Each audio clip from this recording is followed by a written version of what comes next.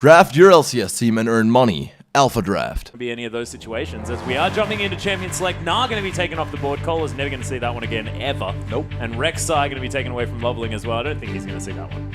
And the priority on that Janna pick didn't really pay off for Starhan Royal Club. They had the last pick potential here, so they probably won't be seeing that Janna. Might even ban it on the red side, but we're seeing some very strong bans come through already. Yeah. It feels like something's going to slip through, though.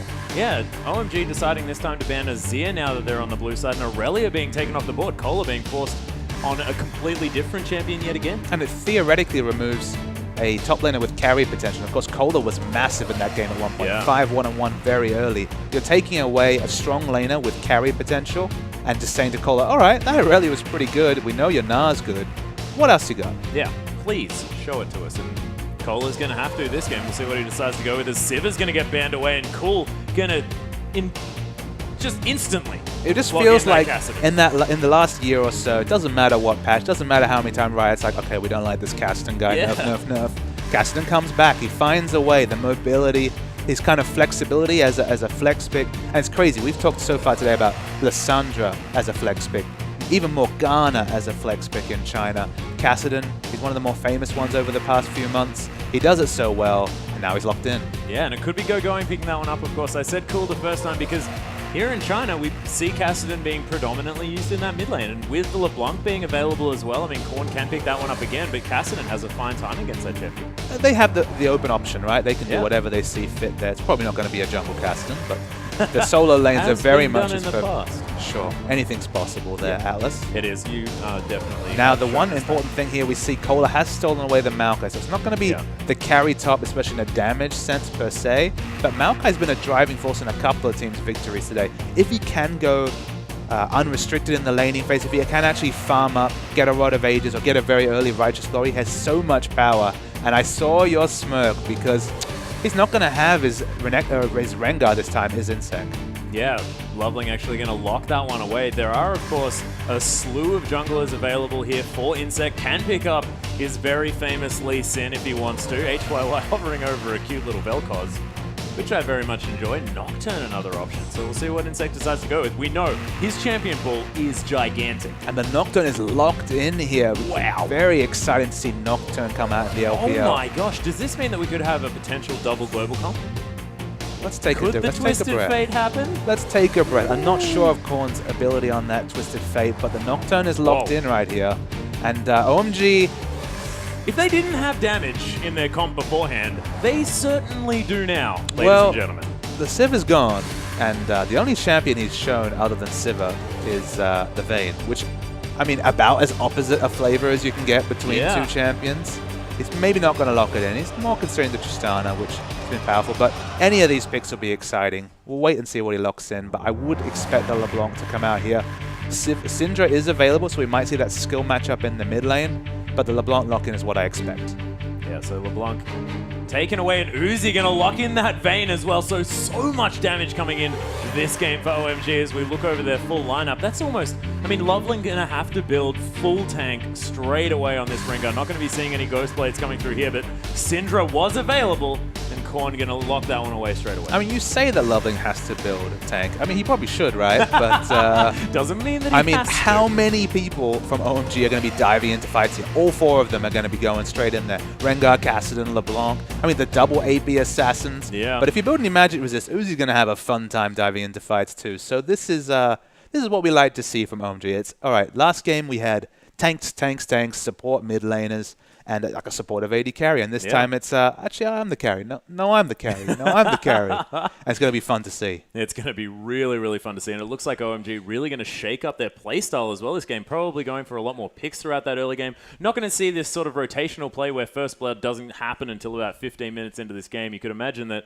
we're going to be jumping straight into the action with this one. See, it could be a quiet start to the game, but you just know at one point someone's going to pop off on this OMG side and go crazy. Yeah, so good luck to our observer actually seeing what happens throughout this game and making sure we get the kills, because people could be dying in instants this game. It's going to be a very different flavor just from the picks, because, I mean, OMG, they were all about using that huge CC train into getting picks, and they didn't really have a lot of Baron damage. They didn't have huge damage in team fights. It worked out. They did play those objectives very smartly. They took out the early dragons and kind of forced Starhan Royal Club's hand if they had had more objectives, they could have hung back and kind of waited for the late game where it was just going to be a lot of tanky men and an Uzi eye. But now, we'll see what we got here. See what happens as we do get into the game.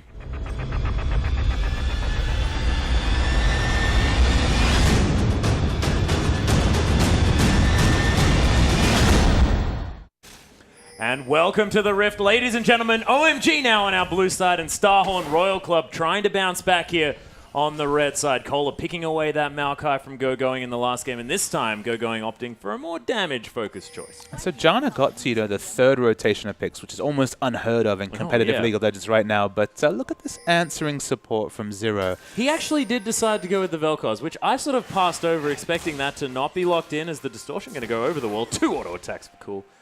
And as casters, we sometimes glaze over some of these more flavorful picks coming out from the enemy team. But if Zero knows anything, it's about laning as Janna. So maybe he has some good ideas about how to lane against Janna.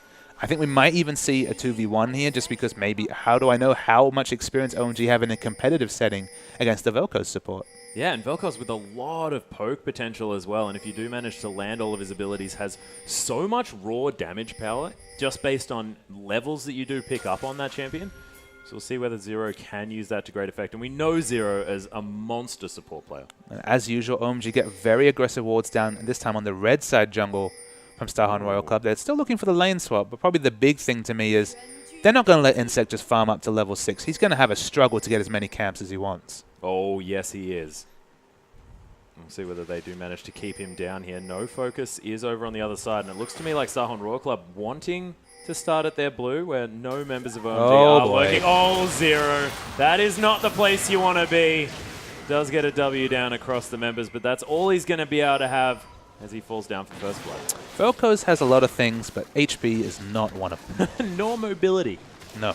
So unfortunately, both of those sort of biting him in the butt there a little bit as he does fall down. And this red buff is going to go down early on as well. So if Loveling transitions to his own red buff straight away, you could see Insect possibly starting with only 1 buff this game. So the question I'll raise of Zero there is why choose to re-invade your own red side? We saw that that Insect was in position to take a camp at level 1, so it wasn't like he was fighting for that ward. He's seen the enemy team come through. He knew they had at least some wards out there, so it just seemed a bit reckless to re-invade the red buff, and he paid for it.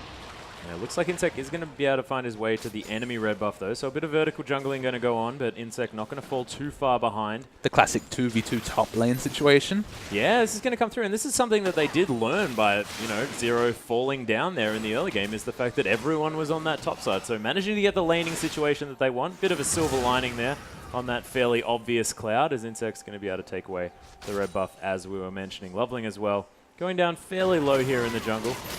Going to be able to secure his red at the same time, as Low actually getting a lot of poke down onto these guys, and Uzi as well, managing to get a couple of shots. And it's HYY that's taking the punishment as well, and that is not what you want. And I'll speculate and say that this is a counter lane swap here just to get the 2v2 against Vayne. Usually don't want Vayne to get through laning phase unscathed. The last time we saw OMG play Vayne, Uzi actually backed with enough gold to pick up a Blade of the Ruin King straight up, so he went through a laning phase, skipped it basically in a 1v1 situation, and carried from there. So they wanted this 2v2. But the awkward thing is, although Corki's very favorable in a 2v2 versus Vayne, he was actually denied for the first wave or so of CS and experience. The one of the few times we've seen experience denial coming out in the LPL so far because his support died. So he's actually on the back foot this whole laning phase. Probably had to skill his Valkyrie at level 2. Couldn't go for the damage trades. And Vayne, if she gets to a certain point of power in any lane, can really trade and win a lane. Yeah, not to mention the fact that, they just don't have the confidence as well after losing that first blood. So it would put you in a mental state where it makes it a little bit more difficult to assert the pressure.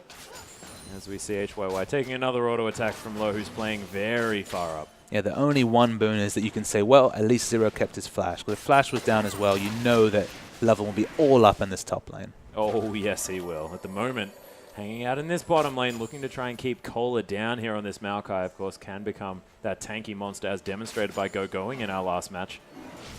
See whether anything is going to come through. He's just going to back away from that bottom lane as we have a nice Howling Gale landing onto HYY here as well, as Q's going to land onto Low, but... Oh, that's actually the flash into the Condemn there as well. The miss of the shot, but the heal being baited out, and HYY Valkyries to relative safety, but forced to back Uzi always aggressive. So I don't know what the pull was for the first overly aggressive move, but it was Uzi at 4.5 minutes, just going for that flasher. He smelt blood, thought he could get this lane snowballing in a massive way in the top lane. Didn't quite pull it up, but look at this CS advantage. 32-19 for a Vayne Corki lane. For Vayne to be in the ascendancy 13 CS. I mean, Uzi's used his flash, but Corki's going to have more than a little struggle in this top lane. He really is, and we know that tumble can be used to great effect to get out of stuff as well, but see whether the Starhorn Royal Club can punish the use of that flash in a very aggressive way, or whether Uzi's just going to continue playing so far up in this lane. And Kassadin versus Maokai is a really interesting lane matchup just because both of them have mechanics that depend on the enemy's amount of spells used. Obviously, Maokai has some pretty short cooldown spells, so we might see the ability for Kassadin to use his Force Pulse E to clear waves. And then Maokai, of course, picks up the extra health with his passive there. So just a lot of tanky battling. And you have to kind of lean towards Kassadin getting a free lane as being a massive thing. Yeah, it's a really huge boon for going there in that bottom lane now, although we are playing a little bit of Australian League of Legends here in China, just a bit of the down-under laning. Makes the scoreboard more than a little confusing, but we'll get there. It certainly does. I think we'll be okay. Ah, thanks, Uzi. Came back down the bottom lane just to make it a little bit more straightforward. Yeah, having a decent laning phase, but then opting to go for the re-swap, making sure that they don't hit any spikes in power for Corki where he can wrest control of that lane. Well, it's one of those situations where now he can legitimately 1v1 the Corki. So even if they move Corki bottom, he'll be in the ascendancy in the lane, and if they don't, they've got all the dragon control. So for OMG, it's just a win-win. Yeah, and you could imagine that OMG probably wanting to swap this one up to get their members towards this bottom side. They've had so much control of the dragon in the past that would be definitely understandable if that's what they're looking for. Going now in this top lane, gonna get another free wave here, and Kassadin ahead in his lane as far as his opposite number is concerned, and really farming this one out well. Well, the hyper carries are going off this game between Vayne and Kassadin, which is a very scary thing if you're a Starhorn Royal Club fan. Yeah, it was beautifully cleared. I was almost a little bit tantalized by the amount of wave clear under that turret. Insect going to be clearing out this mid wave as well, as Zero trying to hit some skill shots onto Uzi, but that tumble making it very difficult. And Nocturne's one of those few champions where as a jungler you're kind of happy to go mid and clear waves. Not just that you have AoE wave clear between your Q and your passive, but look, you just want that level 6 and you want it as soon as possible. So if you soak up a few waves of experience, it's not like you're sacrificing any real lane pressure. You're a level 5 Nocturne, you're not going to really be ganking anyone.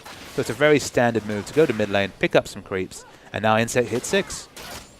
Yeah, see whether he can affect this map. Of course, needs to try and keep down all of the players of OMG, so you can imagine focusing a gank anywhere would be a good idea, but I think the bottom lane may be his focus this matchup, just because of that Rift Walk and, of course, the distortion available for the other members. Wow, Loveling so low in his jungle. He legitimately has 0 health flashing on our monitor here, but calculated, of course, as any jungler will know. He's feeling a little bit happier now, even thinking about the blue buff. Goodness, actually going for that blue buff as well. Going to be very difficult for him to stay alive on this one. Probably needs Cool to do a fair bit of damage here, maybe tank it out for him, which he's going to do.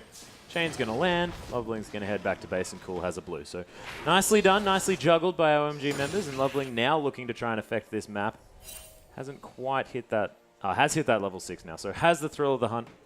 So he can try and counter gank Insect, but that paranoia probably going to be a little bit more useful as far as getting you in when you want to. And when we first saw this matchup on the run sheet, it wasn't the OMG versus Starhorn Royal Club semi-final rematch that was really the boon. It was, man, won't it be exciting to see Uzi against Name, you know, the battle of those two highly regarded AD carries battling out in bot. We didn't know what to expect. Who would be the main advantage there as we see Insect kind of sauntering around mid. But the one thing you can say is look at this CS down bot. 20 CS is the advantage for Uzi over HYY. Yeah, that hasn't extended since they swapped the lanes, though, so HYY doing well as far as keeping up the same disadvantage that he had last time. So now having a little bit of a better time, you could say. It's a shame that we lose kind of that exciting matchup there, but it just means the return series, you know, when we see the next time these two teams meets in a best of two, should be really exciting. Yeah, we'll see whether Name can actually provide what Starhorn really need here. And it seems to me like HYY hasn't necessarily been as much of a negative point as he could have been otherwise. Of course, he was a bit untested, but we saw in their first win that he can certainly play up here with these players. He hasn't been vastly outclassed in his appearances so far on the Rift in the LPL. I mean, he hasn't looked like the hyper carry that Starhorn Royal Club have been defined by for so long. So it'll be interesting to see when Name does come back, will it be that hyper carry, protect the hyper carry flavor once again? I mean, we kind of saw a bit of a preview last game when Kohler was really going off on Aurelia. Was he able to carry the game out? No. Was it his fault? Probably not. But it does see he is able to get himself into those favorable positions, like a 5-1-1 Aurelia was in the previous game. Yeah. And the question they'll try and answer, and what they'll try and learn before Name comes into the team is, really, what is the potential of these mid laners who are solid, but are they superstars? We'll see whether we get the answer anytime soon. We do have the Sheen coming through, almost the phage as well here for HYY as he makes his way back to base, but it's going to be the Bilgewater Cutlass now completed for Uzi with almost that Blade of the Ruined King just around the corner, just 850 gold now as well. Insec with back to lane. Yeah, solo invade coming out here. Gets a nice deep ward down. They're thinking about the turret dive here, which in a Kassadin sounds like a very frustrating thing to do, but it does relieve some pressure from Rengar unless he picks the complete lane gank path. Yeah, both the mid laner and the jungler waiting to try and get going.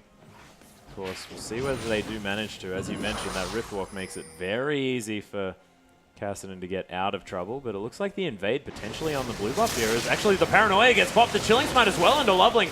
The Rilladan has been popped, but there's the Unleashed Power, and Korn with a nice Dark Sphere going to pick up that kill. And awkwardly, the flash was used by Loveling there, wasn't able to get over the wall, does perish with his life. And finally, Sahan Royal Club able to exert some early pressure.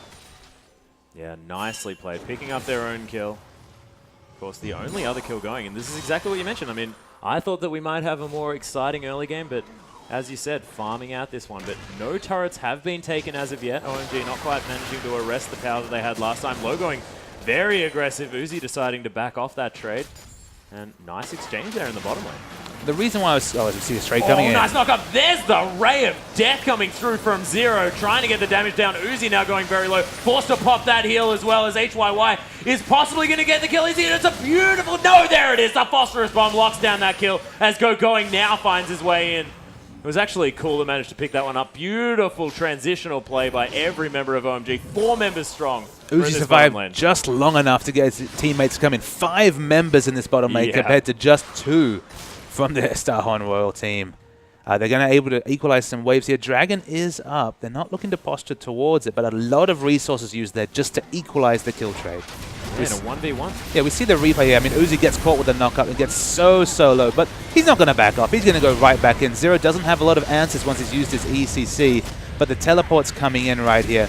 Neither of them are cancelled, but Maokai actually cancelled because he notices LeBlanc comes into the lane. It was very even, but importantly, OMG used a lot more resources there to get the 1-for-1 trade. Yeah, and in this matchup, it's going to be the first tower falling on the side of Starhorn Royal Club. So nice work by Kohler. Chains are actually going to land here by Cool, though, and does actually get caught up here as Going's found his way in. Kohler in a lot of trouble. Has his flash, but he's not going to be able to use it, I don't think, because the chase potential coming out of especially these 2 champions too high. Now they are able to trade this gank in the top for Dragon, though. So that's a good trade coming down for Starhorn Royal Club. They'll accept that. No magic resist built on Maokai. Actually goes for the very quick Rod of Ages. Exceedingly quick. 13 minutes is the earliest Rod of Ages we've seen so far. So excellent CS coming out from Maokai, but no magic mantle like we saw out of Going. No boots even completed there. In fact, no, he's changed his build around. No Rod of Ages. It's going to be the Righteous Glory. Yeah, it was actually, in fact, Going that picks up the Rod of Ages this time, and Righteous Glory does seem to be the pickup. We'll see whether this version of Maokai going to be as effective as Going's in the last match. Of course, with a lot more engage power now as well. As actually, there's the knock-up coming onto Uzi as well. Beautiful trading coming through here by Zero's. Valkyrie's going to get forced out. There's a Disintegration Ray onto Uzi as well. Does get shielded. Not entirely sure whether he's going to be able to get back in. Of course, he's very low, and the poke coming through from this bottom lane very high. It's super interesting to see these damage and all-in trades coming out with the Vel'Koz support. Zero's ability to hit those E knockups has been unbelievable. If he's missed one of those in either of those team fights, it would have been a 1 skirmish for OMG. So Zero, he's trying something different, but at least he's performing very admirably on that champion. He really is, and that Disintegration Ray doing a lot of work, making sure Uzi couldn't capitalize on the low HYY. Vel'Koz seems to be working, but they are still going to lose a turret. And they lose that turret here. We see pings coming on to Kassadin in the top lane. He obviously has some Riftwalk stacks available, so very hard to chase down. But Insec, he wants to keep trying to boss around this blue side of OMG. Yeah, we've got Cola here as well. They are going to be able to steal away this blue buff, it seems. Is Korn going to throw a ball at it? Ooh, Loveling's actually popped the Thrill of the Hunt there, though. They do manage to take the blue, but Korn does get a combo off. Didn't really seem to do very much at all, though. Important thing there was securing the blue buff away from Core, stopping some of that assassination potential coming out from the LeBlanc. There's good going spot towards, going to clear that out. It's been good to see Royal Club identifying their points of power, which is their control around the enemy blue buff, and picking them up. Ooh, cool, actually getting caught by the Scout of the Week, and of course the knock up there as well.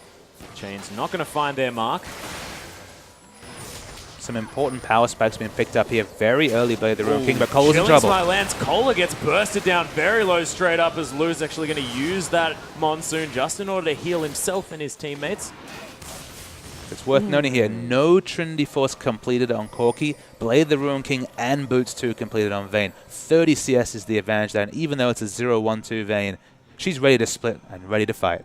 She certainly is. Of course, that Blade of the Ruin King power spike is never something that should be ever understated or underestimated. As Cool now being forced to try and clear out these waves. Is LeBlanc, though, so not going to have a great time doing that.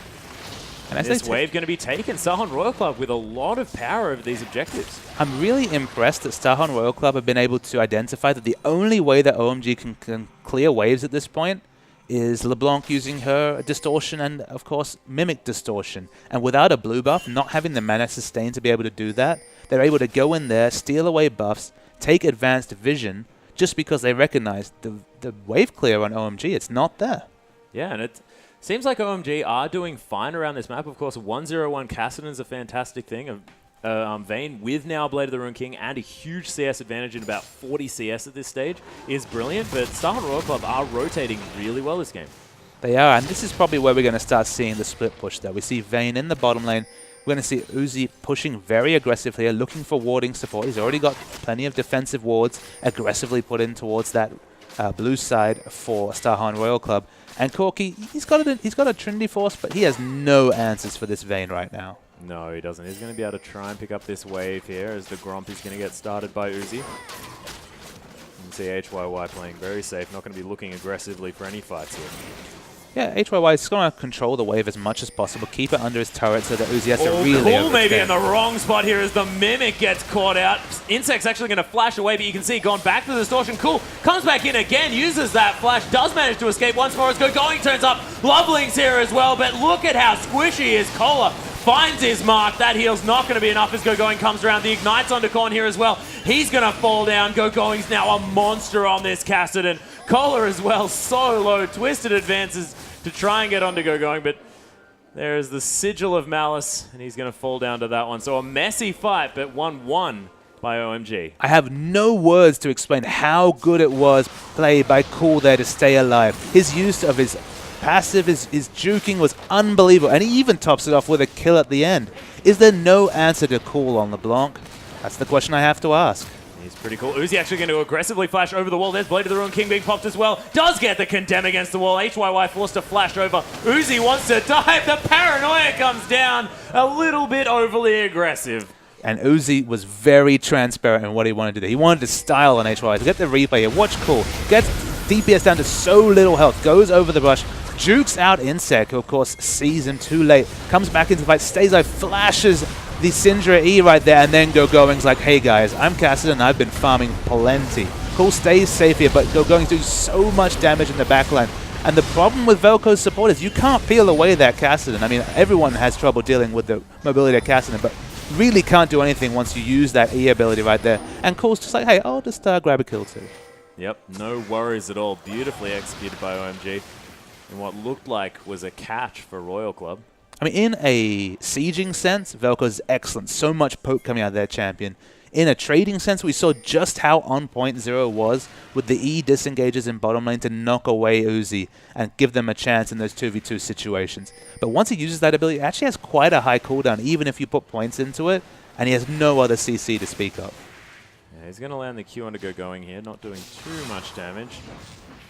And Dragon just available as well, so we'll see whether OMG does make any moves towards that one. You can see Uzi rotating around towards this middle lane area as the Scuttle Crab's going to take a lot. Uzi just going to head back to lane, actually. Scary thing is just how strong this Kassadin is. Has 2 completed big AP purchases so far.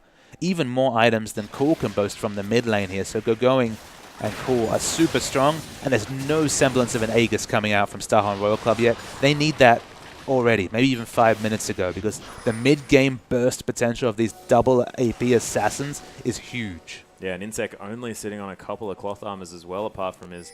He's worried about Uzi. Yeah, so he's going to have to try and itemize against everything here, and there's just so many threats coming through from OMG. They are going to be able to easily take away this dragon as well, unbeknownst to Starhorn Royal Club. And you can feel sorry for Starhorn Royal Club just because there's so many different types of damage to deal with here. There's no real correct itemization path for Insec. There's every correct itemization. The only way you could really kind of split the difference is get an Aegis and just go for the team fights 5v4, 4v4, and just hope that HYY can play safe in the bottom lane. Because if you itemize for Uzi, you're sort of saying that you're going to hang with him when he split pushes. It's going to be a split push favor. That's what he's shown on this Vayne. He's going to build that Ghost Blade and just push bottom all day. And Insec theoretically should get an Aegis and dive into these team fights, because that's the best shot they have. Yeah, and we'll see whether they can manage to get to that mark. Of course, what you have to do is be able to get the money in order to afford the Aegis. So Starhorn Royal Club trying their very best to get back into this one. 6 kills now to 3 at 21 minutes into this game. Another couple of minutes until Going's Rod of Ages is fully charged up and he hits that big Rod of Ages spike.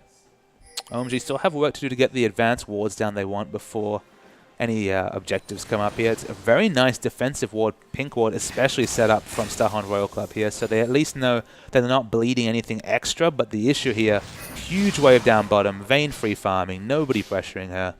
Vayne's going to get really, really strong.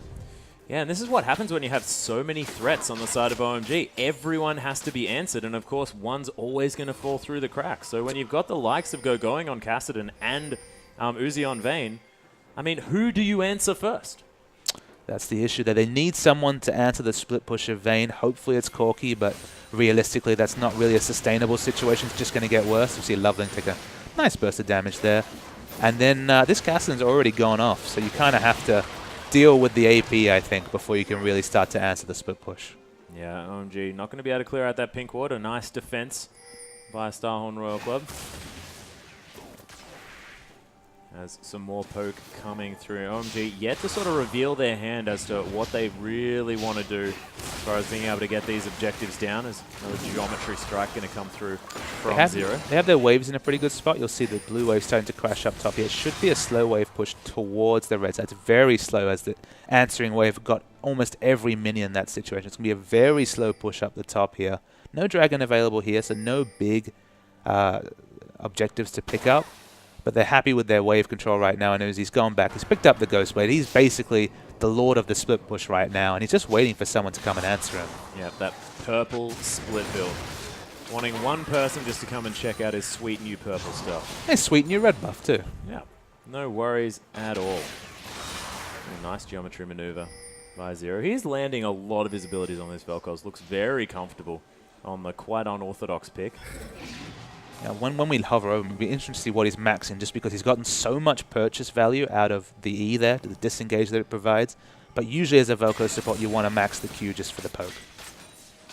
Yeah, we'll see what he has decided to do. As we can see, a couple of points in that E, but yes, it is going to be that Q max coming through primarily. So it's a very useful CC, but it's definitely a once-a-team fight CC, and that's kind of the worry there, is that from support, can you really afford to be going to something so poke-orientated when you're getting split pushed and realistically you're not going to be sieging anytime soon? Yeah, and that was actually 1 point in the air. It was an extra point in the W, but just can't seem to see stuff. Cool going to be able to clear out this bottom wave. And they're going to head back towards this middle lane as well. Royal Club going to pick up their blue buff. Haven't really seen too much coming through from Korn on this Syndra. 1, 1, and 0 now. Almost has that Rabadon's Death Cap picked up, but we're yet to see him really make too many plays. Did manage to pick up the kill on the Loveling earlier on, but not much to speak of here. And we're starting to see, for the second time tonight, the Corki identity crisis that comes out. If you're picking up that beautiful mid-game items, you know, the Trinity Force and the Sorcerer's Shoes, but your team's losing to the point where you can't really group and take objectives. That's the issue there, is that it's a wonderful team fight, poking, sieging item build, and of course they have that poking support in Zero. But when you're behind, it feels good to have those items, but you just have no answer to what Vayne can present for you in a split push situation. No. That being said, Uzi has made his way around to this mid lane. Looks like OMG really want to try and get something going here. Their siege not that strong, but when there aren't that many members here in the mid lane, that's not going to bother them at all much. They're just going to have to threaten the dive and try and take a turret they really have no business doing just because of how strong this Kassadin is. He really is waiting off to the side there as well. Cleared out the pink ward that was in that little raptor brush. Scout of the week going to come through just to scout out. Another pink ward going to be placed. And Royal Club now trying to regroup yet again. We saw Cool heading back to base. Does have his Rabbitin's Death Cap now. Almost has the Void Staff as well. So almost with that trinity of items for extra damage. It's the vision denial, I think, that's important for OMG here. Because if they manage to get the vision... Oh, we might see a Zero fight. gets jumped on the Paranoia. Has been popped in. Not yet pulled the trigger. Decides not to actually go in on anyone, as we do see the Scrying Orb coming through as well. The chain's going to land on a collar. He's going to twist and advance his way through onto Loveling here, but no one really hard engaging here. Oh, what a Force Pulse onto 4 members, and look at the burst! That Mimic Distortion was huge, as Insect now forced to get the heck out of here. So many flashing health bars as Going finishes off Insect. Korn has made his way back, and as has Zero, but OMG, when they pull the trigger, it's ridiculous. It was a heroic Scrying Orb into just a 4-person Force Pulse. It's not usually the skill you expect to really determine a team fight, but it was so massive because Going, it doesn't matter if he's playing Maokai, it doesn't matter what top laner he plays, he can go into team fights and dictate them because he's just that kind of player. Yeah, and look at Luo as well, just using that Monsoon in order to heal up as many players as he can. That being said, Loveling's going to go down incredibly low because Baron just wants to be hitting him, it seems. But this Baron going to be taken by OMG, and what an answer for such a beautiful team fight. Absolutely. It's just their right. It's the reward they deserve. And Kassadin, he might even get a nice massive wave up top, just the cherry on top of the nice cake that is Baron. Yeah, beautifully played. And you can see OMG, their solo lane is playing this game so well. 3-0-5 on Going, 3-0-4 on Cool, and his Mimic Distortion as well as that Force Pulse from Going. Man, just ridiculous AoE burst coming through from OMG. It's not often that Uzi's Vayne can be almost an afterthought, but he hasn't even been required. It's been basically the Going and Cool show so far. And this, again, they need that Aegis, and it's not coming out soon. We see the selfish pickup from Cola here. I think he should almost take a page out of someone like Wicked's book, who loves to build, supporty aura items when he's behind, especially from that top lane. They need an Aegis, and they need it now. They do. They're just bleeding Barons, bleeding Dragons. You can see the second one, going down for OMG as they try and push up this bottom lane towards the inner turret. It's a nice little ward's going to spot out Going before he does get there, but looks like Sahan Royal Club have no intention of protecting this one. And just to clarify, this OMG team has no business sieging down turrets with the team comp they're running here. They have very poor turret damage, but they're doing it because they're so far ahead. Look at this gold lead. 10,000 gold ahead at 28 minutes. I didn't even notice that. That's ridiculous. In this season, especially when you don't get the same Dragon gold, it is a massive advantage for OMG. It really, really is. A lot of members of Sahan Royal Club really suffering this game. You can see 0-3-0 on Kohler, as you were mentioning, not having the game that he would have otherwise desired. And seems like banning out Kohler seems to be the right idea. And it seems like banning Kassadin, even the blind pick Kassadins have so much power here. Look at Going. Going actually walked around the back there and zoned 3 people without even a Zhonya's on Kassadin. This is a top lane Kassadin after so many damage nerfs, after so many tweaks and changes to his ultimate. Still providing that same threat, still being so strong in those skirmish environments. Yeah, seems like having a flash on a 7-second cooldown still a pretty cool thing. Pretty decent, yeah? Yeah, not bad. Not bad at all. Cool. Going to be split pushing out this top wave. Azuzi going to pick up another red buff for himself. And look at what, unfortunately, HYY has been forced into here. He's had to supplement his Trinity Force Sorcerer shoes as well, unfortunate. Yeah, it's one of those things where, with the amount of natural armor penetration Corki has, you only really want to do this against, say, maybe a Maokai Lee Sin, stacking Randuins and Frozen Heart situation here. There's not actually that much armor. There is respectable armor on the OMG side, but not enough to justify this purchase. This is probably just a situation of, well, this is the gold I have, and this is really all I can afford to build. Yeah, unfortunate. Considering the mixed damage as well coming out from Corki, he doesn't really get the maximum potential of that item, as we see Uzi taking a different tack. He's going to be able to pick up a Bloodthirster potentially by the look of the little pieces of items he has so far. Of course, one of those little pieces being a BF sword. Zero is actually playing very aggressive with so low magic resist against Cool there. If Cord went over, he would have died in Uzi an actually instant. gets tagged by the Scat of the Week, but not going to be found.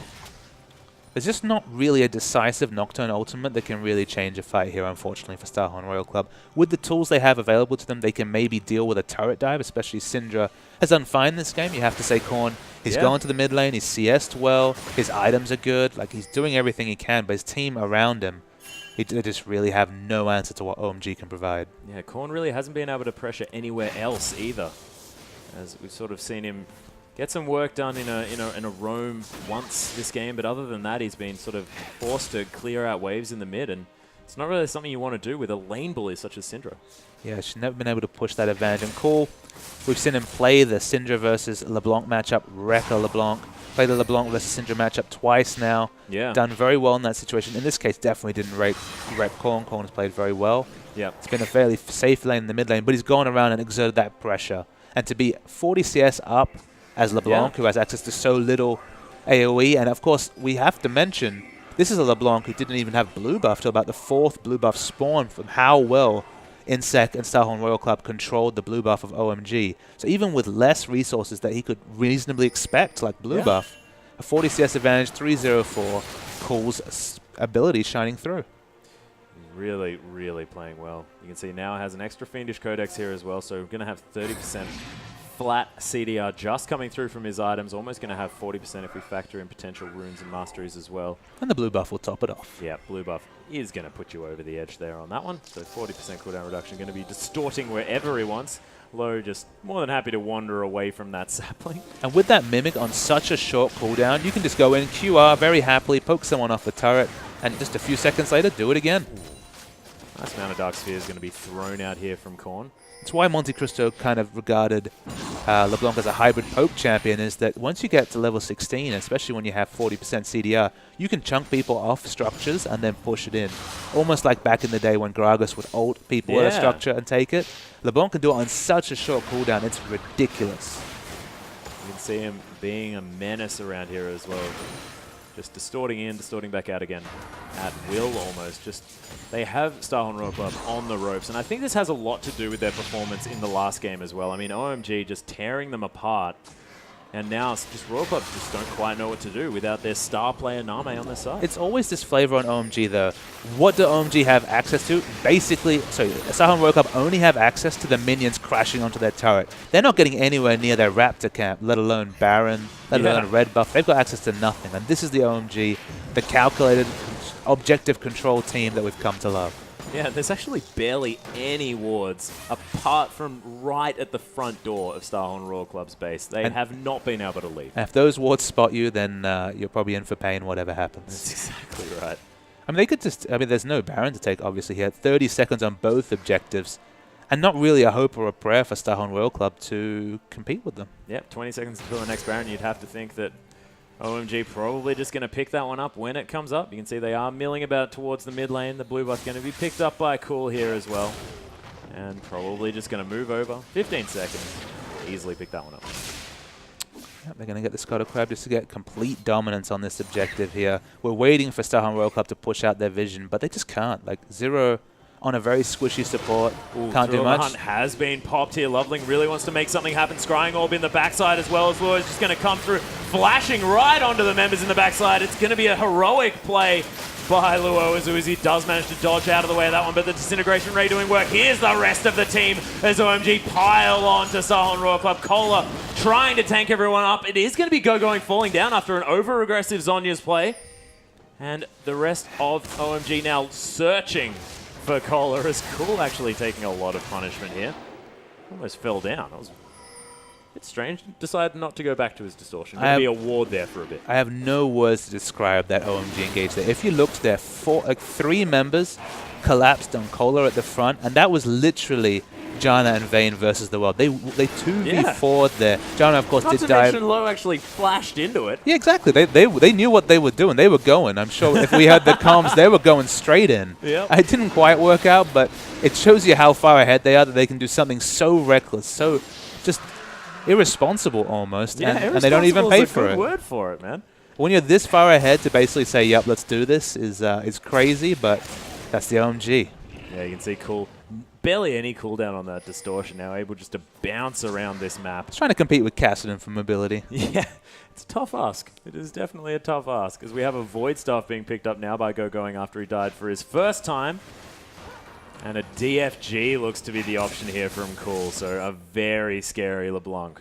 And it is actually the tanky Rengar we do see, so I guess Loveling has realized that he's the only person here not looking to carry this game. He's chilled, he's building up the randoms to be a bit of a frontliner. Luo is just crazy this game, I mean, with those engages. Oh, yeah. But doing just fine. The Infinity Edge is the third pickup here on Uzi. I mean, this single target damage, just disgusting. Yeah, he actually went back to base with that longsword MBF, so decided that he'd pick up a full Infinity Edge before that last fight, and now has his Quicksilver Sash and that Vampiric Scepter as well. This Vayne is getting gigantic as the next Baron is going to be falling down here. 15,000 gold now the lead for OMG, and another Baron going to fall. And just given how the fights are going, he doesn't need that Bloodthirster shield or that 20% extra lifesteal on top of the Blade of the Ruined King in order to top off in fights. Go the aggressive route, have the QSS as a defensive option, and just rip through this Dahon Royal Club team. Yeah, he's able to wreck these people, definitely. But DFG has now been finished up by Cool, so even more assassination potential. I don't think he needed necessarily very much more, but now, of course, a single target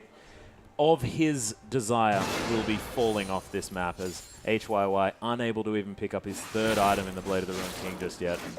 It's not often as a 2, 2.5, 3 item Maokai that you feel vulnerable against an enemy team, but you look down these items and as Maokai, you're suddenly feeling pretty squishy. 327 CS to 180 as Kohler just gets torn apart. Loveling gonna launch his way in using that Thrill of the Hunt. Disintegration Ray onto the tankiest member. Probably not the best option. The Paranoia coming through, trying to re-engage this fight as Cool's found his way under the turret once more. 3 members just getting taken off the board straight away. The shutdown now coming through onto Korn, and OMG with a 4-for-1. And how often do we see this? 3 flashing members as we see the Siege minions have to do all the work here, but 3 flashing members from OMG. So low, but their target focus, their damage, and just their communication, it always shines through. That was so cute. OMG just waiting for those cannon creeps that were just a little bit too big in their range in order to come and finish off that turret. First world problems. That certainly is first world problems. There's a flash from Cool. Jumps into the fountain to finish off HYY as the second Nexus turret's going to fall, and OMG yet again with a phenomenal performance here against Dahon Royal Club. The Nexus falls down, and what a beautiful, beautiful game to watch if you're an OMG fan. Yeah, what a series. And OMG just flexing their muscles, showing their carry power. Yeah. And the most impressive thing is they went from that low damage pick control comp there without those 3 carries. They really had only just the 1 carry in the first game. Executed it perfectly. They changed their team comp completely, go full carry pants, and it's the same result. It's a victory. Yeah, and it's a beautiful victory as well in a different style than they had in the first matchup. And that's what I really would like to harp on about as we do go into a replay here, is that OMG able to play so many different ways. So we're watching in the mid lane here. Already a 5k advantage. So OMG on top at this point. We're watching around here. Loveling goes for the really aggressive engage right here. And the disengage is good from Starhorn Royal Club. They think they've gotten off a fight here. But look at that scrying orb. And then the Force Pulse is going to come very soon. They go and use everything on Loveling. He's already super tanky. But it's this Force Pulse is massive from going. The AoE stacking damage that came out from Cool's Mimic Distortion was just disgusting. And well, an Insect, there's nothing he could do. Yeah, just taken off the board. Going getting a very, very deserved kill. And you have to say that that game was all about their solo laners on the side of OMG. And when you couple that with now Uzi in the AD carry role, it's an embarrassment of riches. It's such a scary team to think about, especially when their communication is so beautiful. And the only question we have is, what's it like when they're behind? What's it like when maybe there's some of those personalities and the ego of 3 carry players starts to come to the front? But they weren't tested in that series. They looked very, very impressive. Yes, and impressive performances from Invictus Gaming.